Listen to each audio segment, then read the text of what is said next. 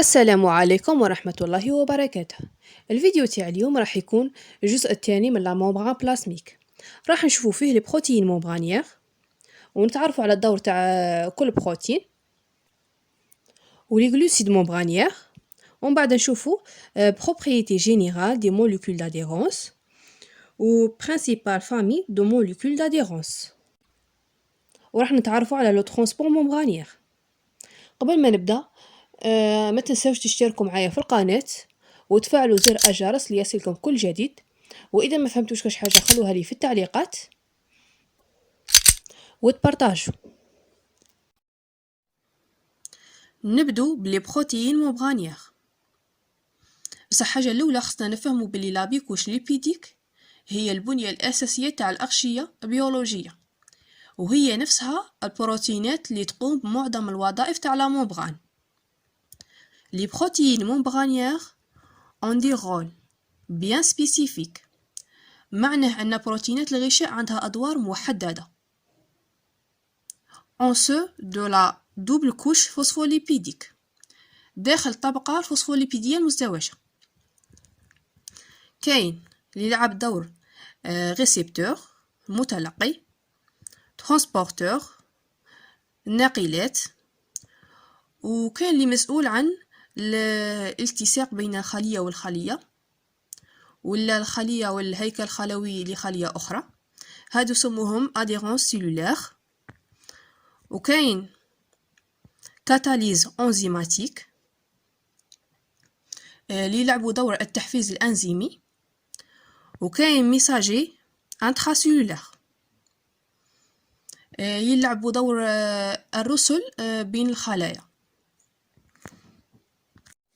نبدو بأنواع البروتينات الموجودة في الغشاء. لي بروتين زيكسترانسيك معناه البروتينات الخارجية، وموقع هادو البروتينات هو خارج الطبقة الثنائية الفوسفوليبيد، ثم قادر نتلاقوهم داخل الخلية كما قادر نتلاقوهم خارج الخلية، المهم خارج طبقة ثنائية الفوسفوليبيد. Elle interagissent avec la membrane par des liaisons électrostatiques. معناه تتفاعل مع الغشاء عن طريق روابط de type liaison hydrogène et liaison de Van der Waals. Ces interactions étant faibles، هذه التفاعلات تكون ضعيفة. Elles sont rompues facilement par des variations de force ionique et de pH، ويمكن كسرها بسهولة إذا حدث أي تغيير في البي اش ولا في لا فورس ايونيك، معناها القوى الأيونية. وكاين لي بروتين زونكري دون زاسيد غرا، معناه بروتينات الموجودة في الأحماض الدهنية. Les protéines périphériques ancrées dans les lipides sont de deux types. Ancrées sur glycophosphatidylinosétol. هذه البروتينات نتلاقوها على الغشاء على الجانب خارج الخلية sur la face extracellulaire de la membrane. وكاين ancré la membrane par l'intermédiaire d'acide gras. أسيد بالميتيك هي أسيد ميرستيك. هذه بروتينات نتلاقوها على الغشاء بصح من جانب داخل الخلية sur la face intercellulaire de la membrane. Les protéines transmembranières. Les protéines transmembranières traversent les deux feuillets de la membrane. Ces protéines sont liées de manière stable à la membrane avec l'environnement hydrophobe de la face interne de la membrane.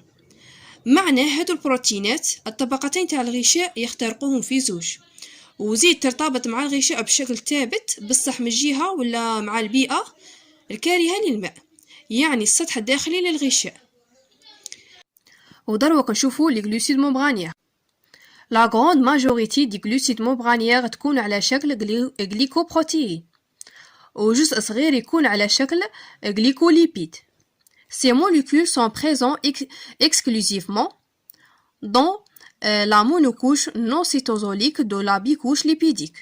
نقصد بها monocouche externe de la bicouche lipidique. Au niveau de la membrane, les glucides n'existent pas à l'état libre. فأغلب الأحيان تلاقوها مرتبطة ببروتينات. Les protéoglycanes sont également des glycoprotéines, mais qui contiennent des polysaccharides à chaîne longue composés d'unités disaccharidiques répétées à l'infini. معناه هي تاني عبارة عن جليكوبروتين بصح تحتوي على بوليساكاريد اللي هي سكريات. ومن خصائص الغشاء التجميع الذاتي للدهون، أي أن فوسفوليبيدات تتجمع نظرا لخصائصها الفيزيائية والكيميائية تلقائيا في أنواع مختلفة من الهياكل حسب البيئة، كما التكوينات في أشكال مستديرة. هادو لمثال. ودروك عندنا propriété générale des molécules d'adhérence، معناه الخصائص العامة بجزيئات الالتصاق. molécules d'adhérence هما جزيئات الالتصاق. permettre la reconnaissance identification، معناه تسمح بالتعرف. هذا التعرف يكون بين خليتين أو بين خلية ومصفوفة خارج الخلية. مصفوفة خارج الخلية هو جزء يقع خارج الخلايا سموه ماتريس extracellulaire. assurer la structure tridimensionnelle des tissus، يعني يضمن الهيكل ثلاثي الأبعاد، يضمن التماسك للأنسجة من خلال السماح بتشكيل اتصالات مستقرة بين خليتين أو بين خلية ومصفوفة خارج الخلية ماتريس extracellulaire. transmettre des signaux intracellulaires qui vont modifier la structure، معناه ينقل إشارات الهيكل داخل الخلايا، وهذا النوع من الالتصاق يسموه فونكسيونيل. واللي يضمن والزوجة اللي يضمن الهيكل ثلاثي الأبعاد سموه ستركتوريال. ودربك نتعرفوا على principale famille de molécules d'adhérence. les immunoglobulines. le rôle الدور rôle majeur dans la réponse immunitaire، معناه عندهم دور رئيسي في الاستجابة المناعية. rôle comme molécule d'adhérence، معناه عندهم دور كجزيئات الالتصاق. les cadérines، les intégrines، les sélectines. les sélectines هادو من المهام تاعهم يسمحوا بإبطاء الالتصاق بين كريات البيضاء. وعندنا لي كلودين اي اوكلودين، هادو زوج هما اللي يشكلوا لي جونكسيون سيغي ويرتبطوا بالبروتينات الغشاء. جونكسيون étanche، double rôle des jonctions étanches، عندهم دور مزدوج بافيير دو ديفيزيون دي بروتين ممبرانيير، تلعب دور كحاجز لانتشار بروتينات الغشائية وسودور دي سيلول فوازين. وكاين تاني لي جونكسيون دانكراج، نلقوهم في ليزيبيثيليوم، الوظيفة تاعهم يربطوا الهيكل الخلوي لخلية مع عناصر خلية أخرى أو مع مصفوفة خارج الخلية ماتريس extracellulaire. transport membranaire. le transport membranaire est le passage d'une molécule ou d'un ion à travers une membrane plasmique. Il y a trois principales classes de protéines membranaires de transport: les canaux ioniques et liporines. القنوات الأيونية هي مسام تسمح بحركة الأيونات، وتاني جزيئات اللي يكون حجمها صغير كما أحماض أمينية ونيكليوتيدات.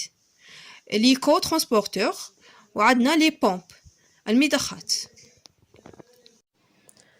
وصلنا نهاية الفيديو، نتمنى يكون نال إعجابكم. ما تنسوش تبارطاجوا وتشتركوا معايا في القناة وتفعلوا زر الجرس ليصلكم كل جديد، وتخلوا لي آراءكم في التعليقات.